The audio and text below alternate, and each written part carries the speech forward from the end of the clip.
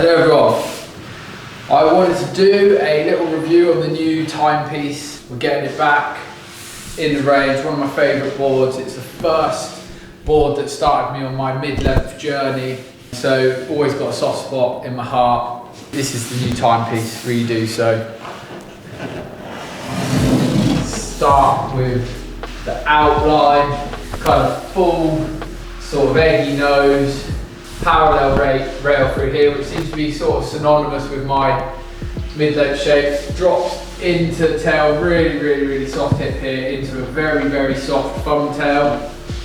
All about stability at lower speeds. Works really well with the flat deck, just to ensure that you've got something that connects to the water really well when you're paddling, without having to have loads and loads of foam. If you'll notice on the volume of the timepiece, it seems quite low. That's because the design characteristics are there for ensuring that you catch the wave early, but that you can still maneuver the board. It's still nice and easy to maneuver. The rockers there, you can see, are moderate. It's not completely flat. There's a bit more kick in the tail here, because I do like my off the tail stuff on mid-length. And a nice gentle entry, flips up a little bit more through the nose.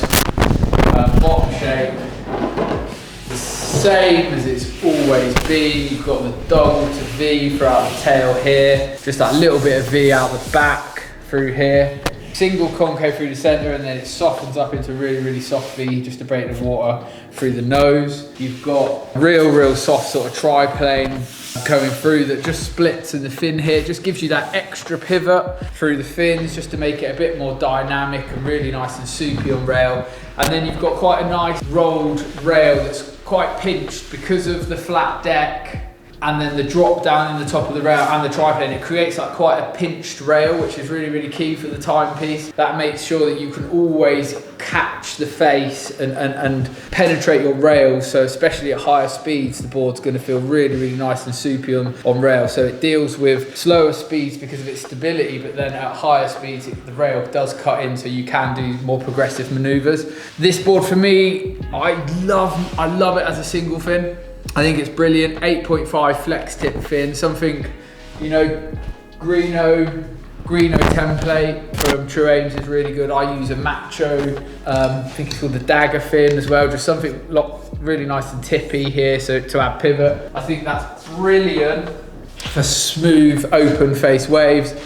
Then for anything else, smaller scale waves, as a twin fin. My favourite is the FCS2 Power Twin template as a twin fin, but you can, I'm not against someone trying to put some keels in it if they want a slightly more skatey feel and they want to surf the board a little bit more neutral. And then obviously you've got the potential for a Widowmaker, so a smaller fin like a 7.5 fin with some really small side bites. That for more step up and a more classic feel for the board, offers a little bit more drag in the tail, so it will smooth out your lines again if you want to concentrate on more sort of neutral stance surfing. But for me, it's about adding those performance elements to a mid-length with a classic feel.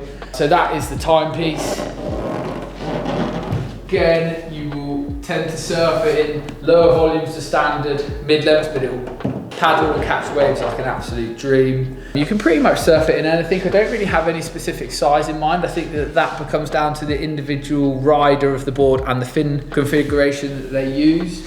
It's a must. I'll always have one in the garage. I'll always have a timepiece to use because I love the fluidity of it, and it sort of takes my surfing back to its sort of fundamentals, but also is a nice versatile board that you can kind of use in anything. Synonymous with most mid-length shapes is the fact you don't really have to check the surf before you go down to the beach. Just know that you're going to get in and have a good time. So that is the timepiece redo.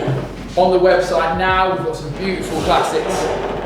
On the website, we will always keep our stock updated on this board. What a beauty.